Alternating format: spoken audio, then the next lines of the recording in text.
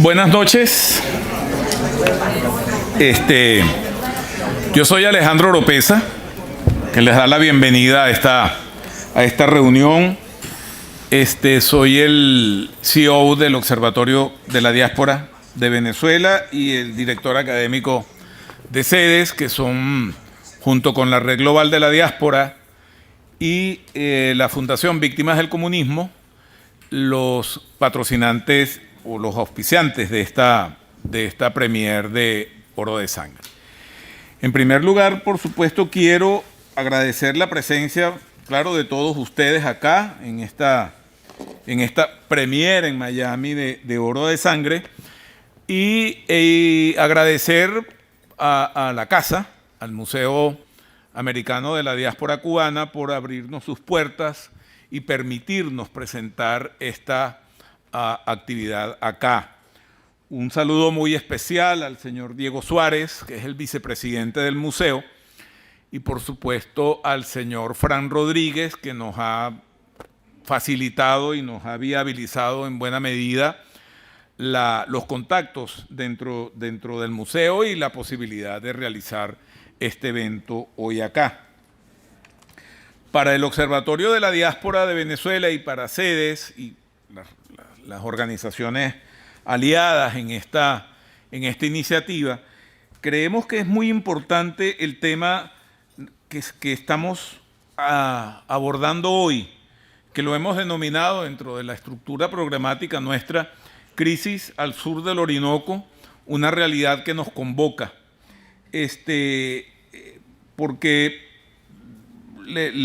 dentro de la evolución de las problemáticas surgidas en Venezuela, con la realidad de la cesión de la soberanía nacional, la bienvenida a grupos irregulares dentro del propio territorio, la realidad de la explotación minera y todo ese conjunto de elementos que definen una realidad que impacta sustancialmente, no solo dentro de la sociedad venezolana, sino del impacto que tiene a nivel continental, en tanto y en cuanto estamos destruyendo un ambiente, primero, muy delicado, y en segundo lugar, que ese impacto pues se extiende o puede extenderse, si no es que se ha extendido ya, a toda la cuenca amazónica, en virtud del gigantesco ecocidio que está teniendo lugar al sur del río Orinoco en Venezuela. La realidad del ecocidio y del genocidio y del impacto que tiene sobre culturas ancestrales en la realidad venezolana es necesariamente objeto no solamente de la preocupación de todos, sino de la ocupación de algunos. Y eso es un poco lo que nos convoca hoy a tomar la iniciativa de la mano de Telman Urguelles y de Malena Roncayolo de presentar y de estrenar aquí en Miami el documental Oro de Sangre.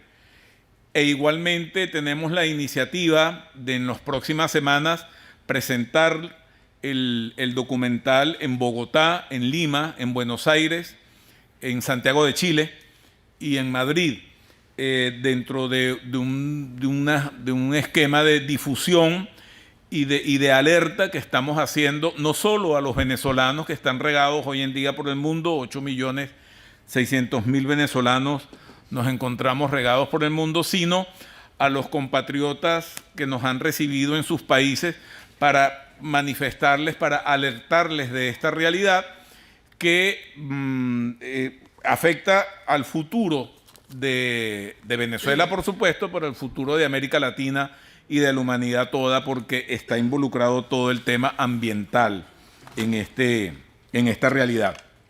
Así que con esa intención es que estamos presentando este evento hoy.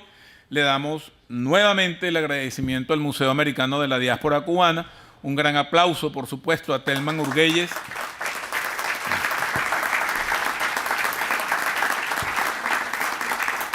Y a su esposa Malena Roncayolo,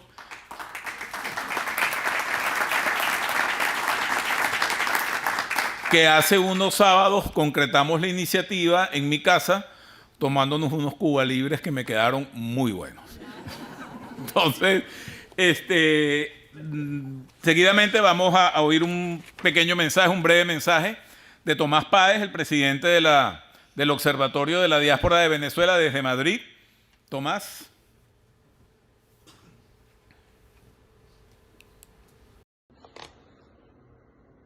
Buenas tardes a todos los participantes en este encuentro. Comienzo agradeciendo al Museo Americano de la Diáspora Cubana por compartir el espacio para presentar este video que muestra lo que está ocurriendo en el ámbito ecológico, en el ámbito ambiental y cultural en Venezuela. Agradecer a las organizaciones participantes y promotoras, víctimas del comunismo, la Red Global, el Observatorio de la Diáspora de Venezuela, por supuesto a SEDES y a las organizaciones integrantes del área, del segmento en el que se articulan los esfuerzos por construir información, construir historia acerca de lo que está ocurriendo en el ámbito ambiental en Venezuela. Felicitar a los creadores, al director y su equipo, Telman Urguelles y Raquel Chonchol, por haber producido este extraordinario video, Oro de Sangre, que muestra la tragedia ambiental, la tragedia cultural, la tragedia ecológica que está ocurriendo al sur del Orinoco, en Venezuela, en la que se conoce como la Orinoquia, pero también es parte de la Amazonía, y allí se está destruyendo también la cultura ancestral de Venezuela y de los venezolanos. Con esto se construye historia, con esto se advierte acerca del futuro, pero además nos parece que es importante que aquellas organizaciones que se ocupan del tema ambiental presten atención a lo que está ocurriendo al sur del Orinoco. Afortunadamente, algunas organizaciones han venido haciéndolo y necesitamos que esto se multiplique alrededor del mundo. Así que mil gracias y felicitaciones y gracias a los organizadores de este evento.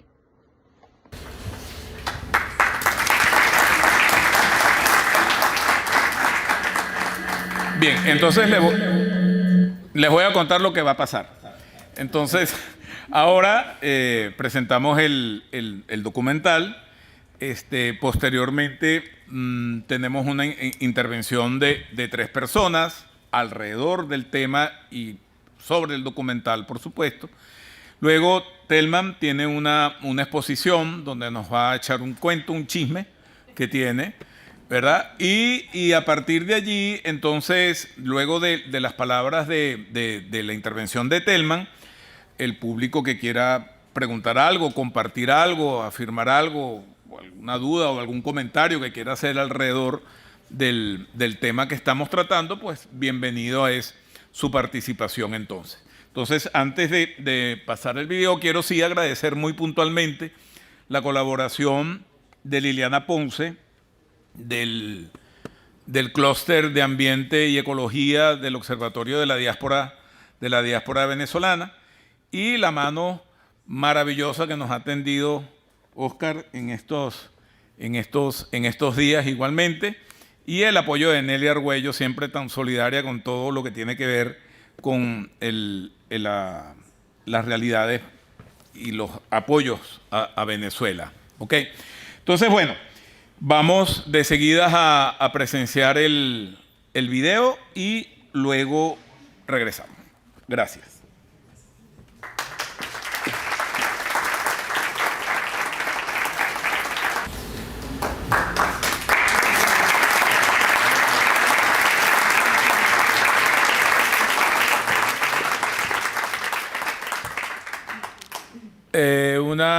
Por supuesto, después de la presentación del documental, pues es evidente la el impacto que esta realidad tiene en Venezuela, por supuesto, y como hemos dicho previamente, en todo el continente, el subcontinente, en América del Sur, el impacto que esto puede llegar a tener. De eso nos van a hablar algunos aspectos por algunos expertos posteriormente, que algunos de los que salen allí están por estos lares.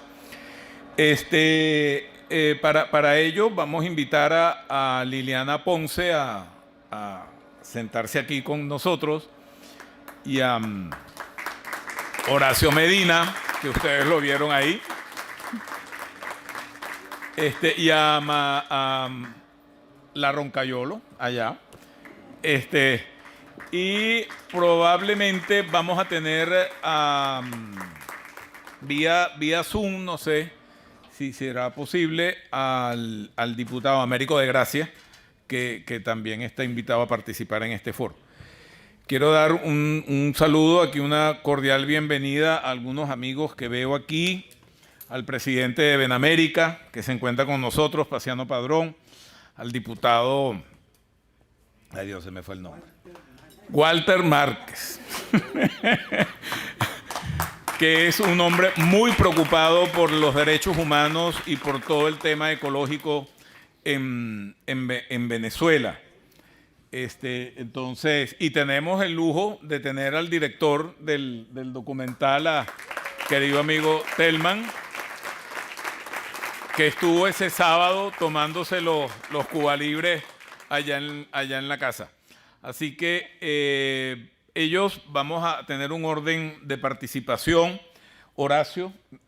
Mayela abre el foro, ¿verdad? Con un espacio de entre 3-4 minutos cada uno de ellos. Posteriormente interviene Horacio Medina, que ustedes lo vieron aquí usted un poquito más gordo de lo que estaba ahí en el video, pero un gran amigo, hoy en día presidente de PDVSA-DOC, un venezolano excepcional.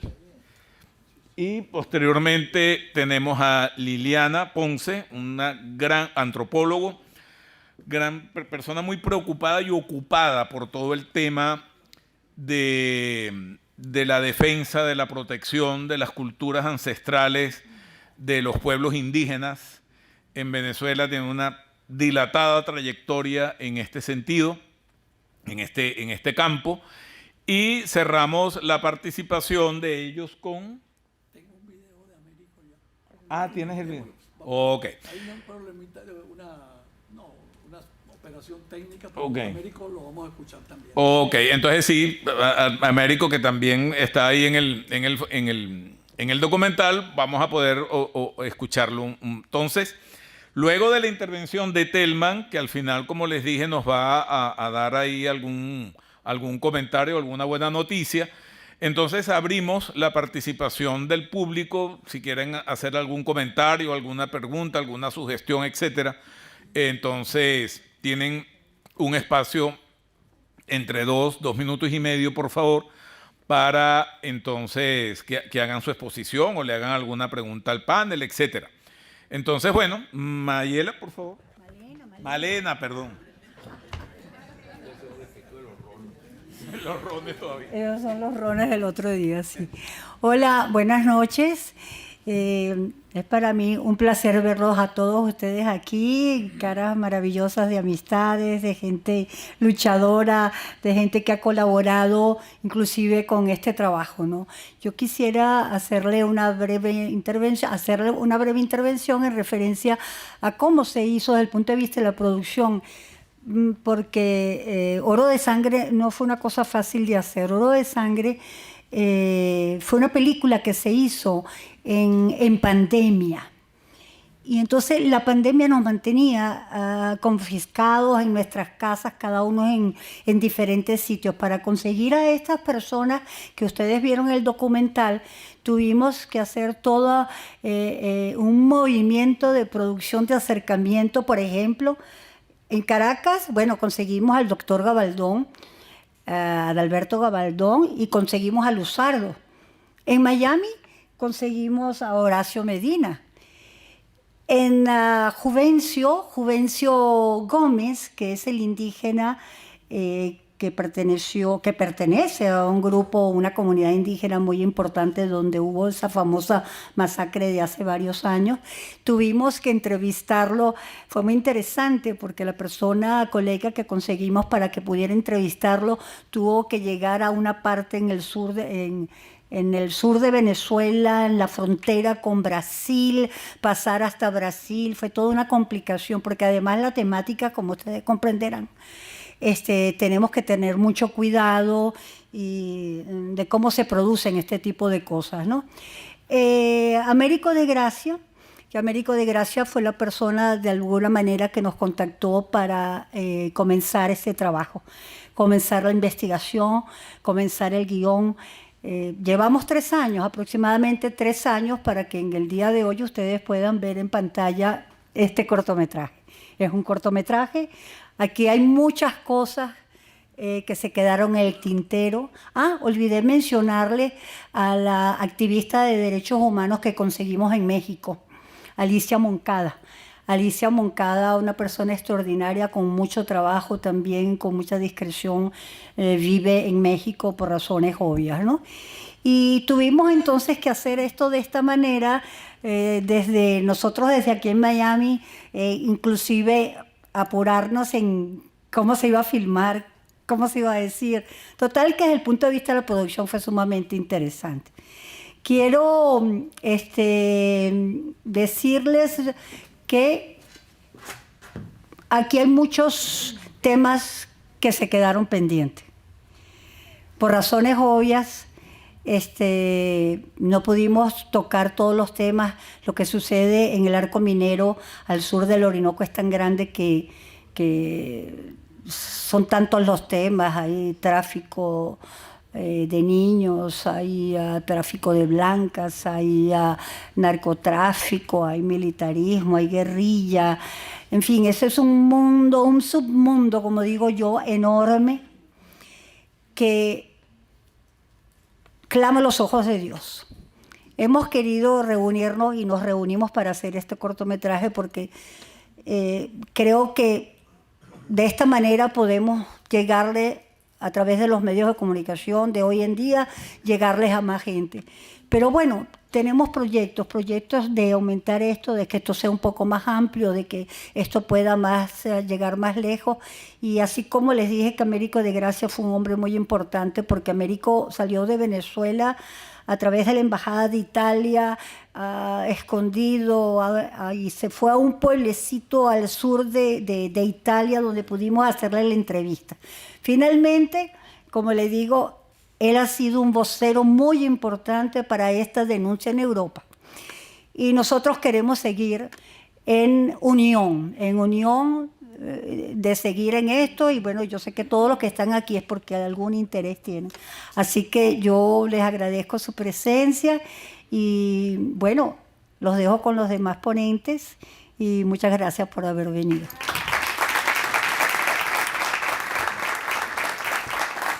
Muchas gracias a Malena. Quiero saludar la presencia del diputado Carlos Paparoni, que ha sido efectivamente un baluarte en la lucha contra la corrupción en las redes de infraestructuras financieras del régimen. También quiero saludar a mi amigo Alexis Ortiz, que está aquí con nosotros. Muchas gracias por acompañarnos hoy. Y ahí iré nombrando a algunos amigos que estoy viendo por acá. Horacio Medina es como le dije, un venezolano excepcional, ha sido un batallador, un luchador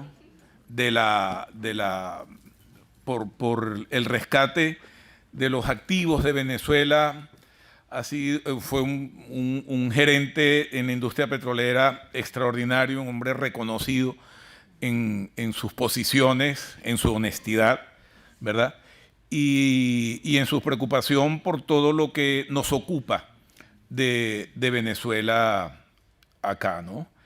Es un honor para nosotros tener acá a Horacio Medina. Gracias.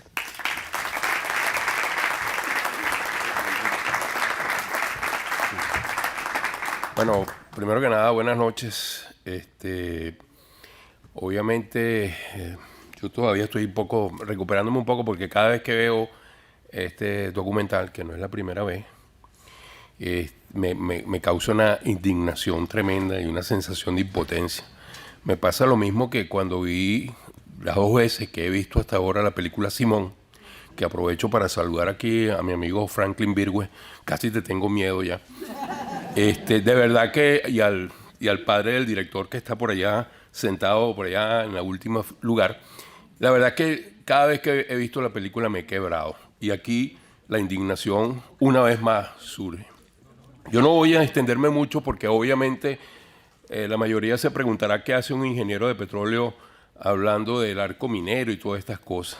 El punto de coincidencia cuando me llamó Taelman y Malena fue que quien firmó el decreto del arco minero como ministro de Petróleo y Minería en ese momento fue una persona que conocí por mucho tiempo, estudiamos juntos en la Universidad Central de Venezuela.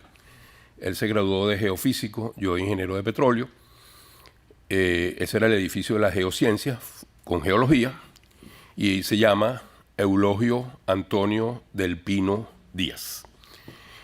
Él fue durante mucho tiempo un compañero que hizo además un posgrado, sé que no podemos decir que no conoce la materia, en Stanford, en exploración de ese tipo de mineral.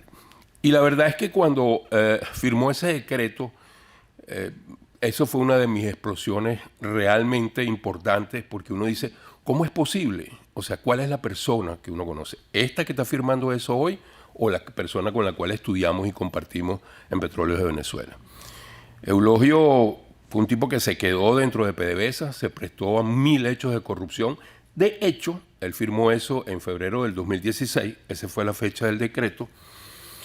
Y en el 2018, finales del 17 y 18, fue apresado, acusado de corrupción, acusado de los manejos que se hicieron en el endeudamiento brutal de Citgo, y todavía está preso, casa por cárcel, pero todavía está allí.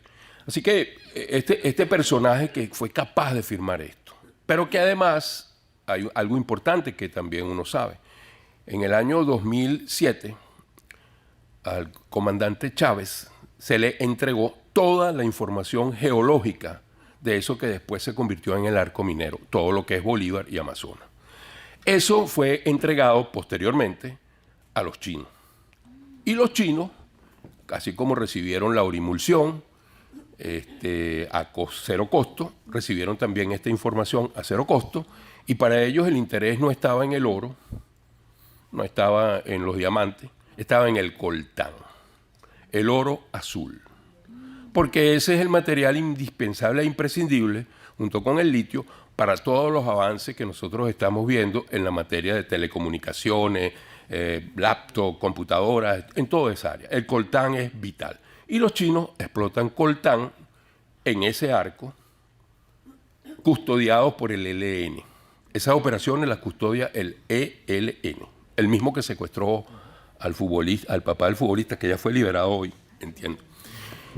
Pues bien, solamente como referencia y para no alargarme mucho, porque este señor que no me invitó para los rones esos, para la Cuba Libre, seguro que me va a llamar la atención, pero voy a cortarlo.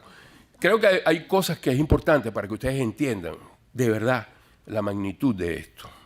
Los 112.000 kilómetros cuadrados que tiene de superficie el arco minero, el mal llamado arco minero, es equivalente a lo siguiente. Costa Rica tiene 50.000 kilómetros cuadrados de área. Portugal tiene 89.000 kilómetros cuadrados de área. Honduras tiene 113.000 kilómetros cuadrados. Es decir, este arco minero tiene una extensión muy similar, muy cerquita de todo lo que es la extensión de un país que se llama Honduras. Esa es la magnitud. Y el daño que allí se ocasiona, que ustedes han podido ver visualmente, y mucho más de lo que no hemos visto, continúa. Desde el año en que comenzó esta explotación y que presentó el informe de Michelle Bachelet, nada ha cambiado desde ese informe, ha empeorado. Uno ha visto los informes que ha dado Provea, uno ha visto lo que ha denunciado SOS Orinoco, uno ha visto lo que ha sido denunciado por la Academia de la Ciencia, Uno ha visto lo que ha sido declarado internacionalmente por muchas ONG y nada ocurre. Y no puedo terminar entonces porque es algo que lo tengo atragantado aquí, a lo mejor es difícil decirlo, pero voy a tratar de decirlo de la manera más clara. Yo no puedo concebir, no puedo entender que dentro de las licencias que se levantaron, se hayan levantado las licencias para la explotación del oro. A mi modo de ver las cosas, y lo hemos analizado y visto, por supuesto hay razones para las licencias de petróleo que nos gustan o no nos gustan, pero hay razones allí. Hay razones para las licencias en el área financiera, nos gusten o no nos gusten. La verdad es que yo no encuentro ninguna para lo que está ocurriendo con Minerven. No hay ninguna posibilidad de que Minerven sea fiscalizada por entes externos. Y lo que está ocurriendo es que la explotación del oro en el arco minero, la estimación más conservadora es que entre el 70 y el 80% se hace ilegalmente. Se va del país ilegalmente. Se benefician los allegados al régimen de Maduro. No hace falta nombrar a muchos, pero está la primera comandante, está el hijito Bello, y ahí vamos sumando a muchos otros generales que se benefician de esto. Entonces, cuando uno dice esto, pareciera que ese levantamiento de licencias lo único que va a hacer es lavarle la sangre a ese oro y de alguna manera darle una autenticidad a la explotación del oro que no tiene, porque sigue proviniendo de la muerte de muchos de los indígenas, del saqueo, del ecocidio, del holocausto ambiental, como calificaba el doctor Gabaldón, que está ocurriendo allí. Y pareciera que a pesar de todas las denuncias, todavía no hay nada que se mueva. Yo valoro profundamente este trabajo de Telman, que lo considero gran amigo, de Malena, con quien también he compartido.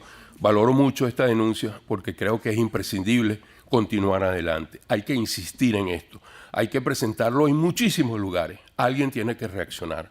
La verdad es que el futuro de la humanidad va a depender mucho del agua, y el agua es uno de los elementos que están siendo destruidos en todo este holocausto ambiental. Así que lo que creo que debe quedar más claro acá es que tomemos conciencia de que de verdad lo que está ocurriendo es algo que está terminando con una de las partes más importantes del planeta y de nuestro país.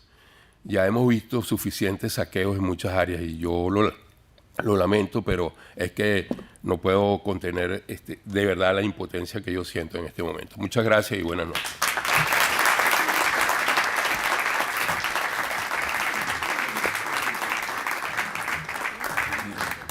Parece que está. Gracias, Horacio. Seguidamente vamos a tener a Liliana Ponce, que como les dije es antropóloga, una persona muy preocupada por el tema de la etnología en esta área, ¿verdad? Ha sido una de las personas que más ha trabajado y ha aportado en esta área y ha llamado la atención sobre la realidad que está surgiendo en esa zona. Lili. Gracias, Alejandro. Gracias. Bueno, muy buenas noches. Yo creo que ya después de este documental, que es un documento histórico realmente para nuestro país, y de estas palabras de Horacio, pues, ¿qué más podemos decir? O sea, yo creo que hay tanto dicho ya que podemos agregar algunas otras cosas, pero realmente este documental de Oro de Sangre es un documento histórico para nuestro país. De verdad que yo les agradezco infinitamente a mis amigos y al Roncito esta oportunidad de estar aquí y de alguna manera completar un poco más, ¿verdad?, lo que ellos han reflejado en este valiosísimo documento. Bueno, en este caso, en este punto, lo que yo pensé que era conveniente que comentáramos es el reconocimiento de la presencia indígena. Reconocer esa presencia en ese desastre ecológico y reconocer que este mal llamado arco minero no se limita a una zona geográfica solamente, es una política minera criminal. el Estado venezolano en este momento tiene, más allá de una delimitación geográfica, lo que tiene es una política minera criminal que afecta a todo el sur de Venezuela, incluye todas las áreas protegidas del país. Es verdad que el arco minero ha sido lo emblemático, lo más terrible, lo que estamos viviendo en el estado Bolívar. Y cómo esto ha afectado a nuestras comunidades indígenas en esa zona, a las mujeres, a los hombres, a todos los trabajadores, todo lo que significa el abuso hacia los niños, hacia las mujeres, todo lo que ha sido la contribución a la esclavitud en la minería, ¿no? Porque hay tantas evidencias de lo que está pasando, pero es bueno, como decía Horacio, recalcarlo, y como decía Malena también, que no se nos quede en el tintero. Tenemos que seguir divulgando lo que está pasando en las comunidades indígenas de toda esta zona. Estas políticas indigenistas del chavismo hizo muchos ofrecimientos cuando llegó, pero sabemos que lo que se ha desarrollado es una política etnocida que van desconociendo la normativa constitucional que protege cada etnia y su aporte a la construcción de un país multiétnico. O sea, estamos destrozando todo lo que son las multietnias de nuestro país. Todas las comunidades indígenas que conocemos, como los Pemones, los Yecuana, los Piaroa, todos están sufriendo de alguna manera. Los Yanomami, ni se diga, los están atacando por todos los ámbitos. Esto es lo que se llama un genocidio, un etnocidio, y como decía nuestro diputado Walter Márquez, tiene que ver con una, ¿cómo decías, Walter? Crimen de lesa humanidad. Pero más allá de el Estatuto de Roma. Eso es un crimen de lesa humanidad firmado en el Estatuto de Roma, pero más allá de eso, que tiene que ver con un exterminio.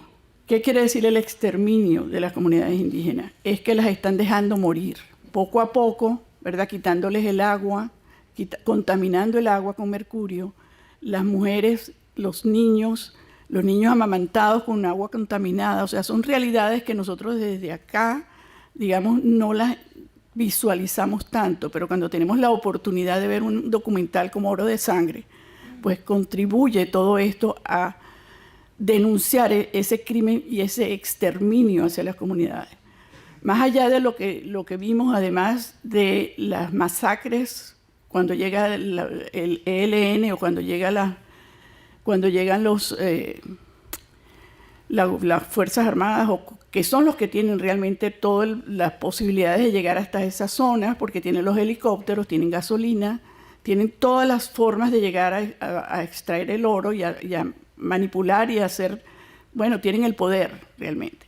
Pero ¿qué es lo que pasa? Que a las comunidades indígenas las están exterminando. Eso es, poco a poco, ellos tienen que salir huyendo hacia Brasil, tienen que mezclarse unas etnias con otras, tienen que irse a Puerto Ayacucho, al vicariato, a buscar refugio. Tenemos muchísimos casos de lo que está pasando con las comunidades indígenas. Entonces, yo creo que nuestra alerta en este momento es esa, pensar en nuestros conciudadanos. Y yo pienso también, yo le decía a Alejandro, que es importante que veamos hacia adelante. Yo creo que nosotros no nos podemos quedar en lo que está pasando, tenemos que buscar, ¿verdad?, sobre todo en ese cambio político que tiene que venir en nuestro país. Nosotros tenemos que pensar en ese cambio, pensar en positivo, pensar que no podemos dejar perder el país. Tenemos que ser conscientes de que está en nuestras manos, ¿verdad? Y en ese sentido tenemos que hay programas que podrían llevar a cabo el próximo gobierno, que que ya se han implementado incluso, que se estuvieron implementando en algunas oportunidades. Yo tuve la oportunidad de trabajar en el Departamento de Antropología del IBIC y se crearon lo que fueron los parques de reserva de biosfera. Se planificaron esos parques de reserva de biosfera. Tenemos las ABRAE, tenemos la ley de delimitación de tierras.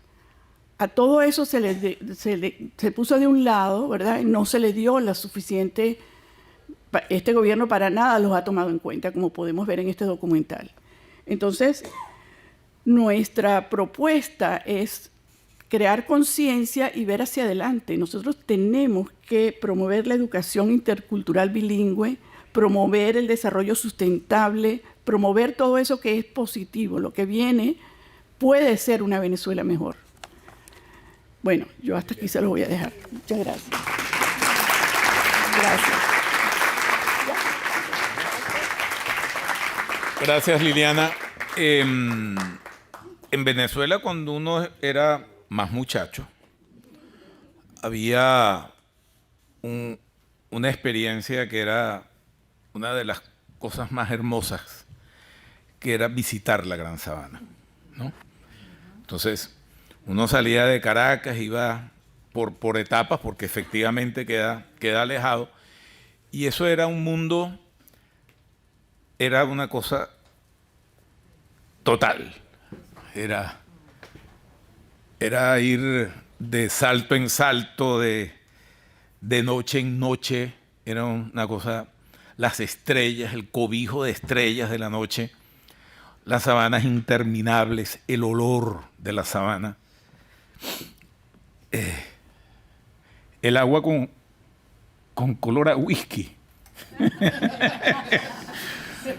De una cosa que se llama el ácido tanino. Y cuando yo tuve mis hijas, una de las primeras cosas fue llevarlas a la Gran Sabana, ¿no? Hacerles ese regalo de llevarlas a la Gran Sabana a disfrutar conmigo de noches en donde uno a la orilla de un río, uno acampaba y no tenía absolutamente ningún peligro. Era una zona, era un territorio de dioses. Eso es lo que se está destruyendo ahorita.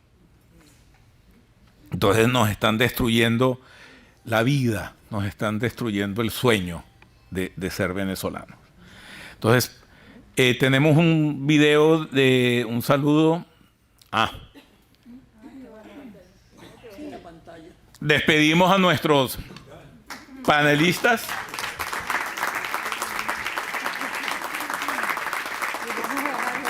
Para los que no les gusta el whisky, el agua también tiene color de té.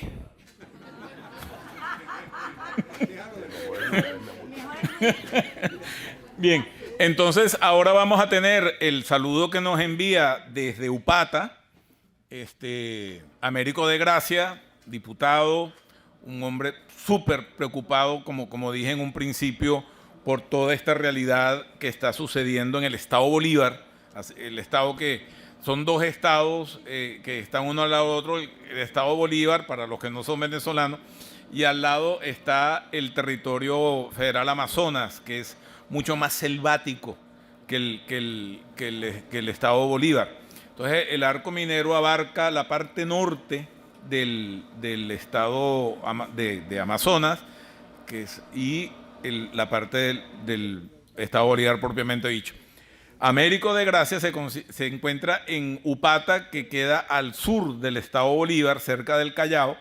Son poblaciones que están por allí. Hay unos carnavales, o habían, no sé, unos carnavales extraordinarios en el Callao, muy tradicionales, de mucha cultura autóctona de esa zona. Desde allí nos manda el saludo Américo. Muy buenas noches, muy agradecido de todos y cada uno de ustedes por esta oportunidad de llegarles con el documental Oro de Sangre, que no es otra cosa que un reflejo de lo que está ocurriendo al sur del Orinoco, y que por supuesto pone en evidencia una vez más la inmensa tragedia que vivimos en Guayana y en Venezuela. El sur del Orinoco, vale decir, prácticamente el 50% del territorio nacional, que implica 3 grandes regiones, el Delta Macuro, el estado Bolívar y el Amazonas, con todos sus habitantes y sus pueblos indígenas, es hoy una tierra ocupada. Es hoy un territorio ocupado. Es hoy un territorio contaminado por el mercurio, por el cianuro, por organizaciones y bandas criminales, por pranes, pero también por grupos terroristas como el ELN y por la FARC, que operan y desarrollan y por supuesto tienen que ver con lo que implica la administración de las zonas mineras. Hoy, lejos de disminuir, han avanzado en su propósito de ocupar esta zona, de cada día ejecutar con mayor fuerza el saqueo del que ha sido objeto la nación venezolana.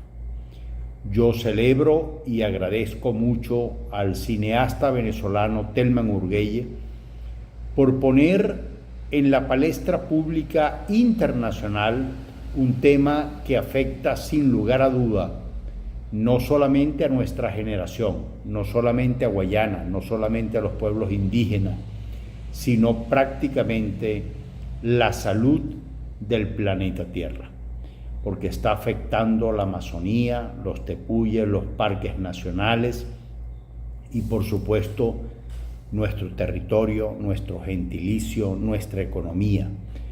Esto es un tema transversal que afecta a todos y cada uno de nosotros y que lejos de resolverse tiende a agravarse de manera impune y desastrosamente. No hay otra salida, no hay otra alternativa que no sea, en principio, salir de la tiranía que nos ocupa y que nos usurpa y por supuesto buscar una ruta que nos permita salir de el atolladero en el que hoy desafortunadamente nos encontramos.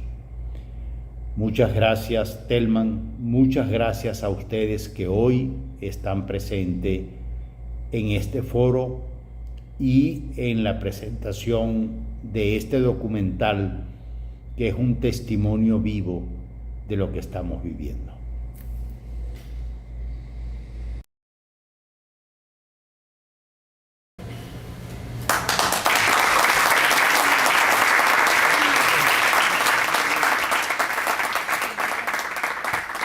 Bien, entonces ahora le vamos a dar la palabra a Telman, al padre de la criatura, que nos va a dar algunas informaciones muy importantes.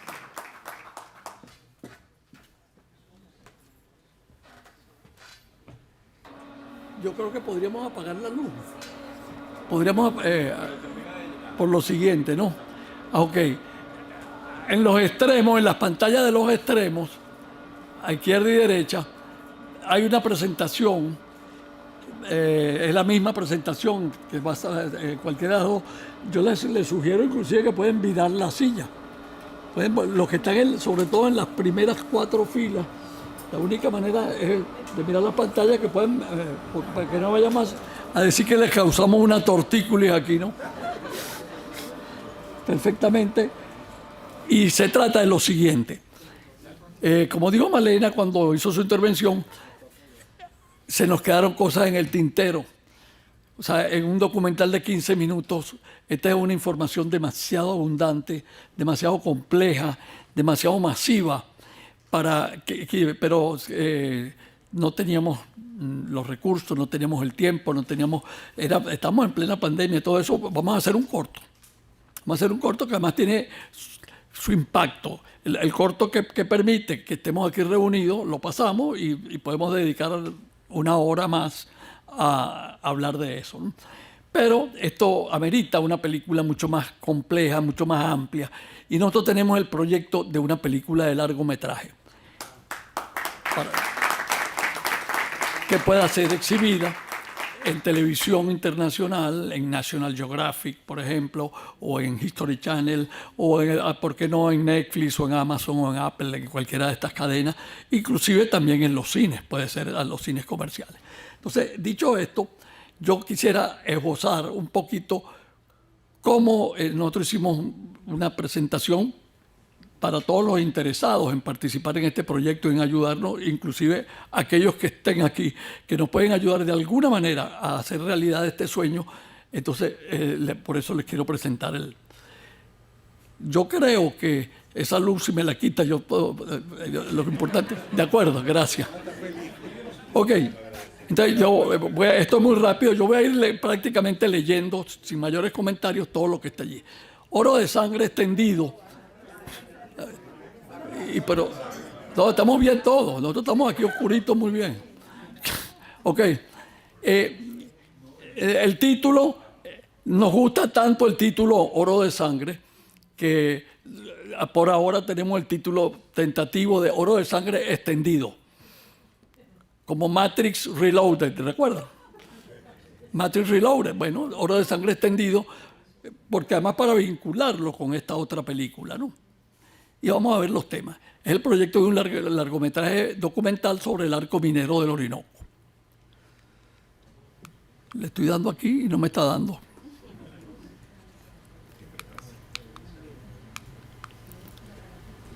Tú lo puedes pasar desde allá, Wenceslao.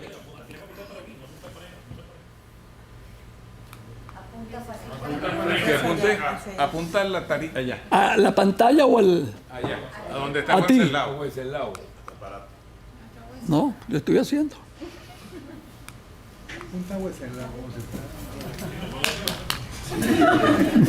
Este es Wenceslao.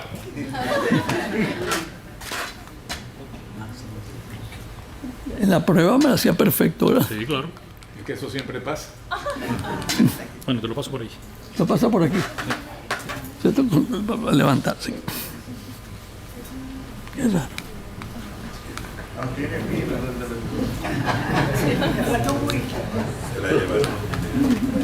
Okay. Ahí le diste tú con ese lado, le di yo.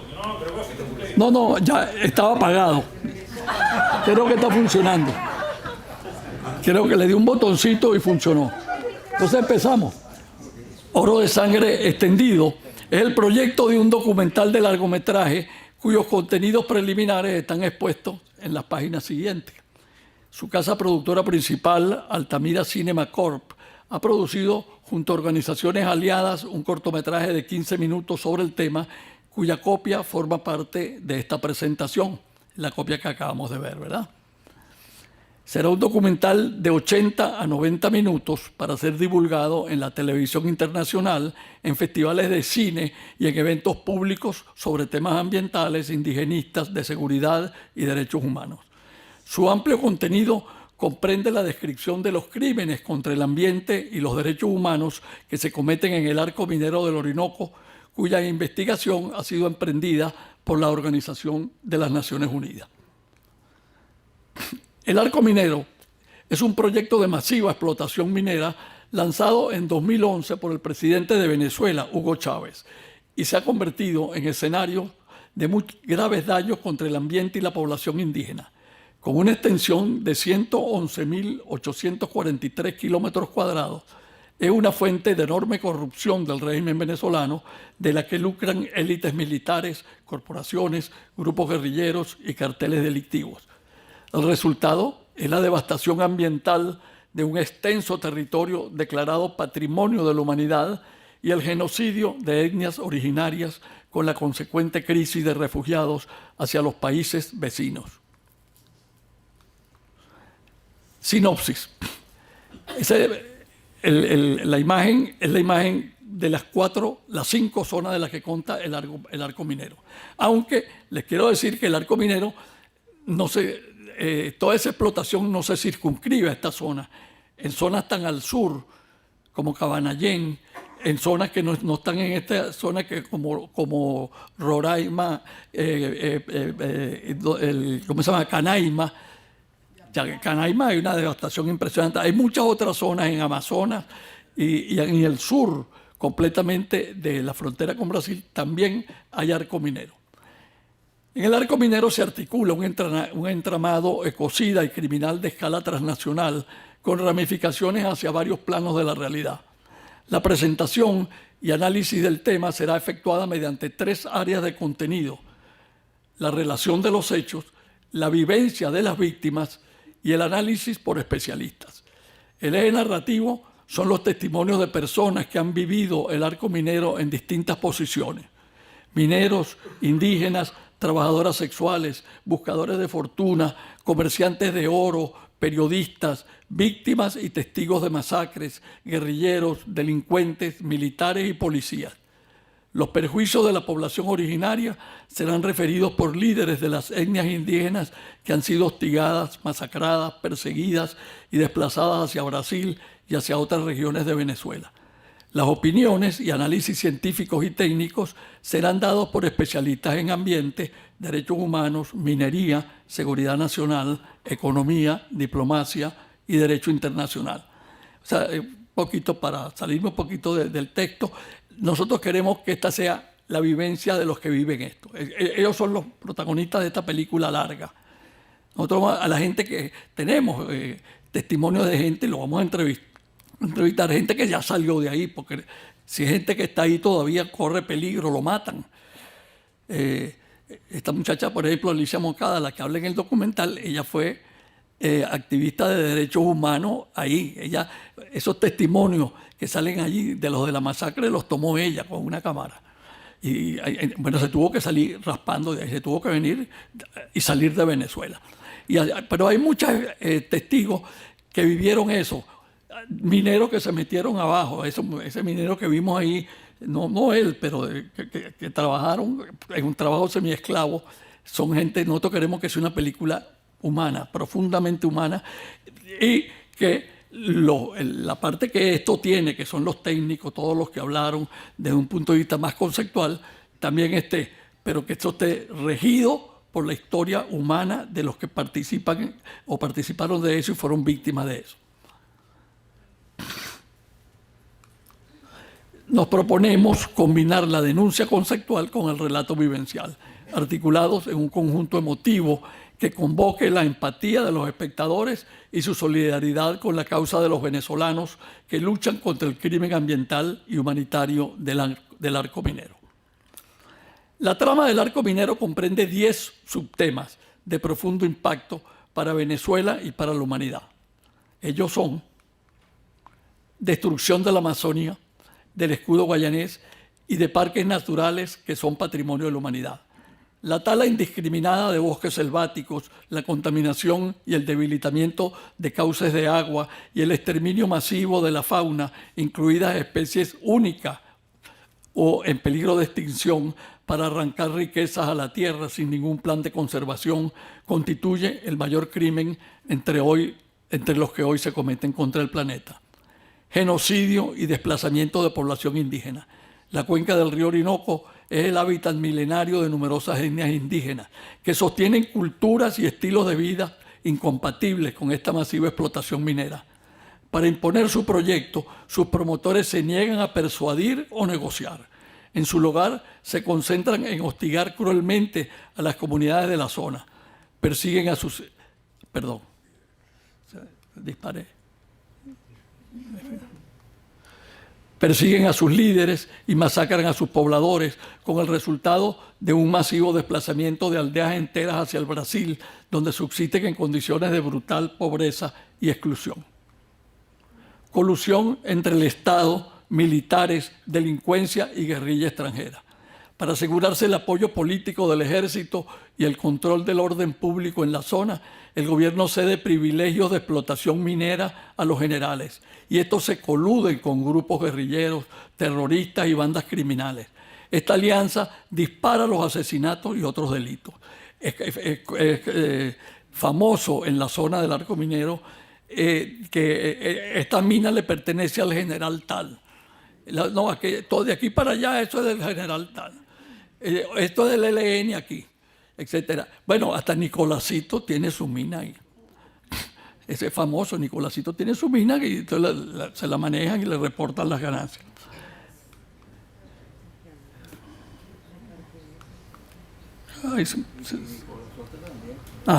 Saqueo ilegal de la riqueza pública del país. Ese avión, eso que está ahí, la mayoría de esas concesiones mineras son ilegales, pues no han contado con la autorización debida del Parlamento Nacional. Y buena parte de los beneficios va directamente a las manos de los grupos de poder asociados, sin entender de ello sin enterar al Estado venezolano. Se ha documentado la extracción subrepticia de oro y otros minerales desde Venezuela sin reportar ni pagar las regalías al fisco nacional. A partir de tales evidencias se extiende la sospecha de una actividad mucho más extendida de estos delitos. Aparte de lo que mencionaban Horacio, del coltán y de todo esto, porque hay otros, los iraníes tienen también intereses, los chinos también tienen unos intereses en determinadas, en otros minerales que no son el oro. Y bueno, esto no es, como lo dijo Américo Martín, esto no es negocio para Venezuela. Para Venezuela ni siquiera llega a ser el 1% del PIB, ni siquiera. Pero sí es negocio para los particulares. O sea, para un país, los perjuicios son infinitamente superiores a los beneficios. Pero para un particular, a uno le dan una mina y tiene unos mineros sacando oro, eso es plata. Eso es oro. Sí. Contrabando y tráfico internacional de minerales preciosos. El saqueo de esta riqueza conduce a otra acción delictiva, en este caso internacional. El tráfico de oro, diamantes, coltán y otros minerales hacia países europeos, africanos y asiáticos, donde son adquiridos por mafias a precio de ocasión y colocados en el mercado mundial, en una operación que conduce a un nuevo crimen, el lavado de dinero y otros bienes provenientes del delito. Hay lavado de dinero y de bienes provenientes del delito. En el sistema financiero internacional se ha detectado la circulación de miles de millones de dólares o euros cuyo origen es ubicado en Venezuela y sus beneficiarios están vinculados con agentes del gobierno. Estas fortunas provienen de complejas operaciones de corrupción en la industria petrolera, la compra de armas, alimentos, plantas de energía y otros bienes para el gobierno y hasta el tráfico de droga. Recientemente se ha detectado otro origen, el tráfico de minerales preciosos y estratégicos. Entre sus beneficiarios se cuentan funcionarios políticos y militares, testaferros y familiares de funcionarios del Estado. Una pequeña parte de esa riqueza es drenada hacia Venezuela por sus beneficiarios y por momentos ha dado lugar a una ilusión de bonanza económica que sin embargo no logró ocultar el estado de miseria en que vive la mayoría de la población. Trabajo esclavo, otro tema que tiene esto, en situación de rehenes. Dada la participación en la minería ilegal de grupos terroristas y bandas delictivas, los trabajadores de las minas suelen ser rehenes de estas pandillas, algunos bajo virtual condición de esclavitud. Los capos de esas mafias aplican un régimen de explotación a los mineros que incluye castigos corporales como disparos en las piernas o brazos, el corte de dedos a quienes se roban el oro y hasta ejecuciones sumarias. Hay imágenes terribles de muchachos que le cortaron hasta tantos dedos que ya perdió la mano, se han visto, ¿no? Tráfico humano, abuso de mujeres y prostitución. La explotación minera involucra usualmente el negocio de la prostitución. En el arco minero, la explotación de las trabajadoras sexuales está a cargo de las mismas mafias delictivas, guerrilleras o militares que controlan cada mina o sector. Muchas de estas trabajadoras son llevadas a la zona bajo engaño o coacción y tratadas también como semiesclavas, sin medidas sanitarias ni de seguridad personal ni psicológica. Epidemias infectocontagiosas.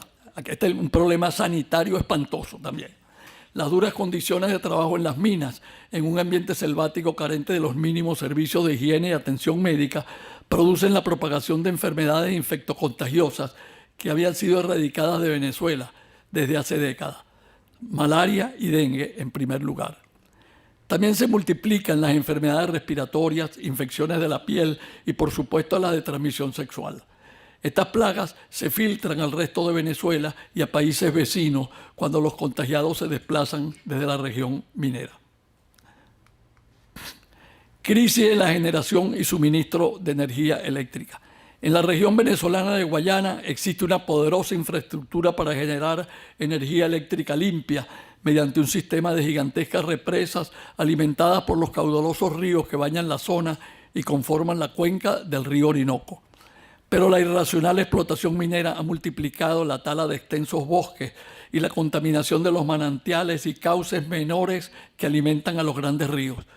Esos ríos son la fuente de las presas del sistema hidroeléctrico de Guayana, que se ha venido debilitando al punto de causar las graves crisis de apagones que afectan a todo el país. Hay una frase de Américo de Gracia que la repite mucho Américo, inclusive la tuvimos que quitar por razones de edición, de brevedad. Él dice, Venezuela tiene que escoger entre tener oro o tener electricidad. Pero son incompatibles, por lo menos el oro de Guayana. Esto trasciende al territorio venezolano. La devastación ambiental se extiende a un entorno geográfico y humano más amplio que la Guayana y Venezuela, a toda la región amazónica, a los países de Sudamérica, al hemisferio americano y al planeta entero. La humanidad no podrá combatir eficazmente el cambio climático sin enfrentar enérgicamente este ecocidio. ¿Es esto inevitable? La existencia de riqueza mineral en un territorio no obliga a sus habitantes a explotarla. Si, por la fragilidad geográfica y humana de una región, alguna explotación minera perjudica al medio ambiente, a las poblaciones que la habitan, al país entero y sus vecinos, existe la opción de dejar esa riqueza inexplotada y explorar otra fórmula de sustento para la región, sus habitantes y el país. Se trata de un imperativo ético, económico y humanitario. Quiero decir que este punto de vista, que está en Oro de Sangre, como lo expresa muy bien el doctor Adalberto Gabaldón, no es unánime en Venezuela. Nosotros tenemos compañeros en la oposición venezolana, inclusive en la asamblea, en nuestra queridísima asamblea del 2015, entró un proyecto de ley de minas que decía, bueno, esto del arco minero, lo que hay es que trabajarlo con honestidad. Con honestidad. No. El punto de vista de los que hacemos esto, y lo que queremos decir con todo sinceridad, es que eso está bien allá abajo. Como dice el doctor Gabaldón, eso está bien. Hay zonas, hay determinadas riquezas que no son explotables sin un grave perjuicio para la colectividad. Soluciones y alternativas. Existen diversas alternativas productivas no mineras para la región venezolana de Guayana que podrían proveer una economía sustentable a sus habitantes, respetar el hábitat y las tradiciones de los pueblos indígenas y ofrecer bienestar a la región y al país. Investigamos también, no cabía. Hay unos ingenieros que tienen los planes sensacionales a partir de los bosques que están ahí, de la explotación maderera de los bosques racionalmente, etcétera. Bueno, hay cantidad de cosas, no cabían, pueden caber en una película más larga. Bueno, hagamos esta película.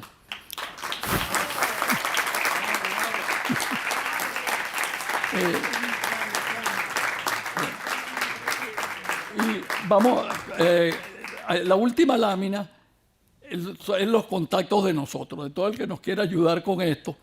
Está una página web que tenemos en construcción, www.orodesangre.com.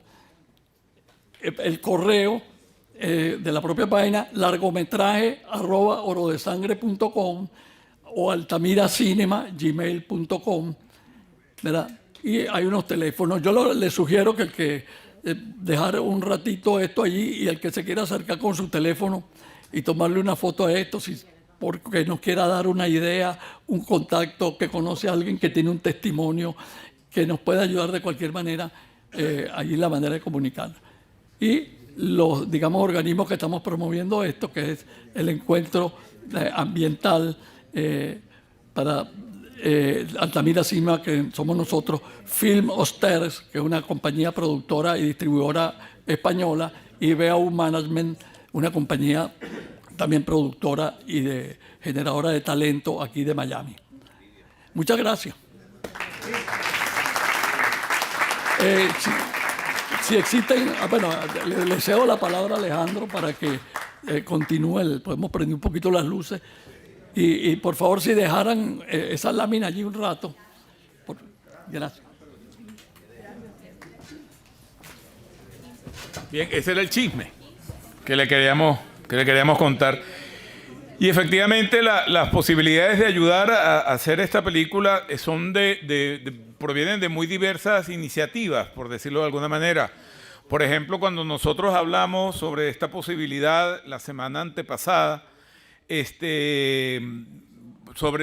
porque por supuesto está la imposibilidad o el peligro de rodar la película en Venezuela, propiamente en el propio campo de Venezuela. Entonces está la alternativa de quizás rodar la parte en Brasil, etcétera, con una geografía más o menos similar a la del Arco Minero, y allí pues en contactos que tenemos con algunas universidades de Brasil, específicamente con la Universidad Federal de Roraima y la Universidad Estadual de Minas Gerais, llegamos a un interés verdaderamente manifiesto con respecto a la posibilidad de que estas universidades colaboren en la realización de la película, ¿no? Entonces, o sea, hay muchas formas de apoyarnos. Antes de pasar al foro, que le queremos dar la palabra un momento a Walter, queremos darle un segundo la palabra a Malena. Un segundo, más de un segundo. Sí, hombre, que no me encadene. Sí. No, nada más quería que olvidé agradecer al amigo Alejandro Oropesa, a la organización que representa de la diáspora de los venezolanos y al museo. Y quisiera también hacer un agradecimiento a un grupo de personas, de ciudadanos que están aquí, que pertenecieron al Comité Local de Miami en las primarias y que gracias tuvimos esas jornadas maravillosas la semana pasada y muchos de ellos están aquí. Es para mí un honor saludar y decirles que aquí está Oscar López, nuestro coordinador, nuestra querida Nelly Argüello, David Chelminsky, José Rangel, mi querida Liliana Ponce. Mira, allá está Helen Villalonga, está Gustavo Lainez Sucre. Este es un grupo maravilloso a quien atendimos a todos ustedes y en este ánimo de entusiasmo por una Venezuela mejor, por un futuro mejor, por una película que pueda llegar mucho más lejos. Los saludo y bueno, aquí los tienen a todos. Esperemos que podamos hacer con ciudadanos de bien, con venezolanos con gran amor por Venezuela, hacer esta película que nos hemos empeñado en seguir haciendo.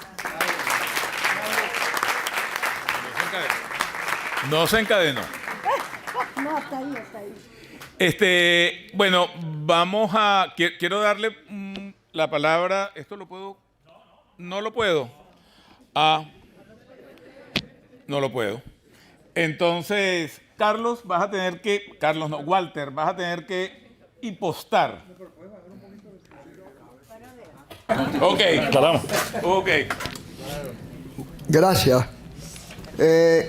Queremos felicitar al equipo promotor, a los ideólogos de este extraordinario documental, que es una denuncia pública, pero yo les sugiero que la convertamos en una denuncia jurídica ante la Fiscalía de la Corte Penal Internacional, ante la Oficina Pública de Defensa de las Víctimas en La Haya, donde en este momento se está librando una gran batalla para rescatar la fe y la esperanza en la justicia internacional.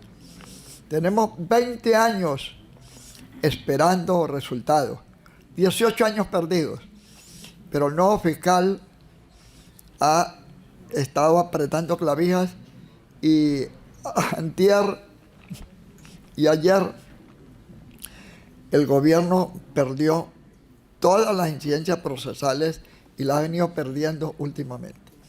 Entonces, este documental, que ya está subtitulado en inglés, que es un idioma de la Corte junto con el francés, debe ir acompañado de un resumen tanto del guión técnico como el guión audiovisual, y se debe remitir por dos vías. Por vía del crimen de genocidio, que está tipificado en el artículo 6 del Estatuto de Roma, y los crímenes de lesa humanidad, donde hay allí el crimen de desplazamiento forzoso de comunidades indígenas, el crimen de asesinato, el crimen de exterminio por la privación de alimentos y medicina y la contaminación de sus aguas, el crimen de tratos inhumanos. Es decir, hay una pluralidad de hechos criminales, además de la grave violación de derechos humanos. Entonces, mis sugerencias son dos. Una, que tanto Paciano como yo nos ofrecemos a apoyarlos en esta iniciativa ante la Corte Penal Internacional. Paciano preside en América, Venezolano en América, y formamos parte de CICIBEN, el Comité Internacional contra la Impunidad en Venezuela.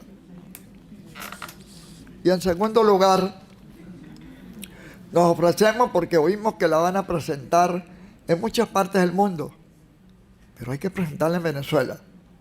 Nosotros nos ofrecemos a presentarla por lo menos en San Cristóbal, con el apoyo del Colegio de Ingenieros, el Colegio de Abogados y la Fundación El Amparo que yo presido.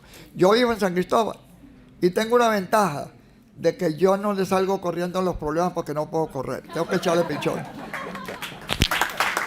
Gracias a Walter. ¿Alguna persona quiere dar algún comentario? ¿Quiere hacer alguna?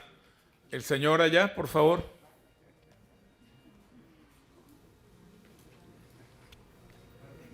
¿Qué hago con mi...? A capela.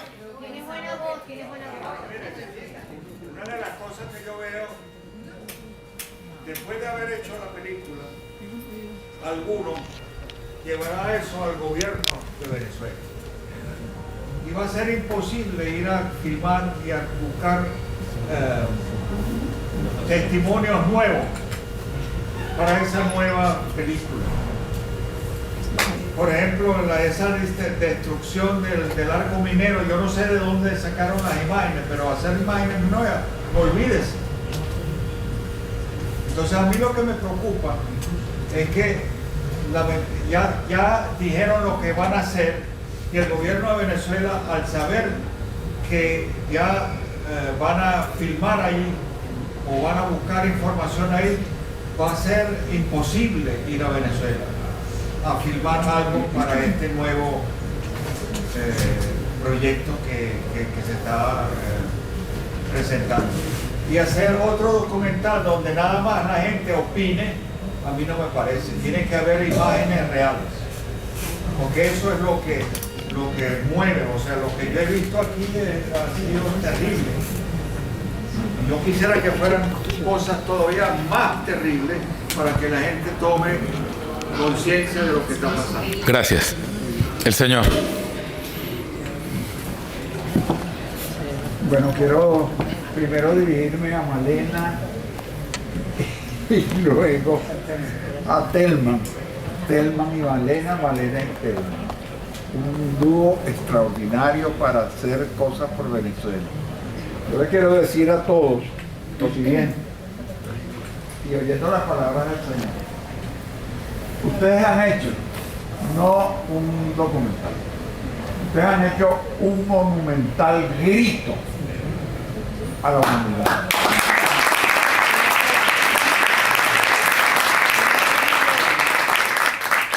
Comparado con la famosa obra de Montt, El Grito,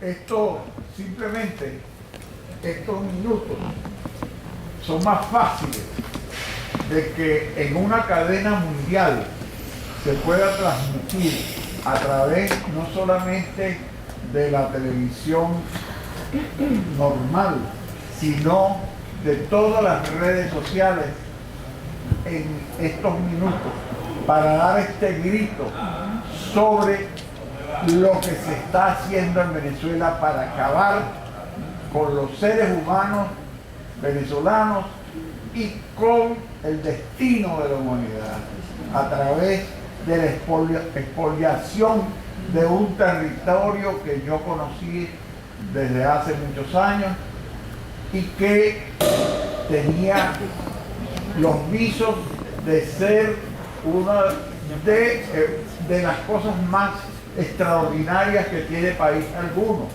Y aparte de eso, decirles que simplemente presentando esto como un tráiler del documental Malena y Thelman, se puede hacer ese grito que se oiga en todos los rincones del mundo.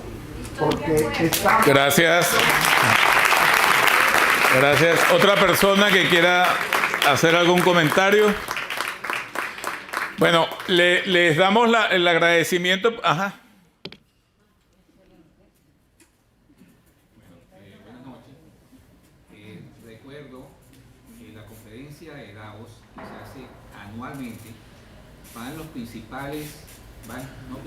los países desarrollados y en vías de desarrollo. Si no mal no recuerdo, el 4 de febrero de 1992, el presidente Carlos Andrés Pérez, que para descanse, regresaba de Davos, donde se reúnen para estudiar las condiciones climáticas del ozono, en que está subiendo la temperatura y todo. Venezuela, yo creo que esa fue la última vez en que un presidente fue, por supuesto, que Hugo Chávez y Nicolás Maduro ha ido a esa reunión. Es tan importante que se debe tratar esto en la reunión próxima que haya en Davos, que lo hacen anualmente. Se debe llevar. Y también me recuerdo también todos los países de América, a los indígenas le dan una protección. En Venezuela no se le da ninguna protección. Hasta he viajado a España y no hay indígenas, pero la región de Barcelona, de Valencia, de los Países Vascos, tienen un idioma, y no es que lo diga que en Venezuela le pongamos el idioma guayú, pero hasta los letreros en las calles y en los negocios, y el idioma principal no es el español, es aquel. No estoy diciendo con eso, lo digo por la protección de los indígenas que hay de la Patagonia hasta el Canadá, y aquí mismo, cerca de Miami, hay unas reservas también indígenas. En Venezuela no lo hay. Pero no estoy diciendo el idioma que pongamos el guayú no lo estoy diciendo. Entonces, es un llamado. María Corina Machado, la candidata de la oposición, llevará a quitar todas esas concesiones y analizarlo de tal manera que no contamine y sea un recurso para ingreso a Venezuela. Ok, muchísimas gracias. Es que estamos muy largos ya. Se nos pasó la hora y el museo cierra. Entonces queremos darle las gracias a su presencia acá, por favor, y los invitamos a una pequeña copita de vino afuera. El agradecimiento a todos, las gracias al museo y a ustedes por su presencia. Muchas gracias.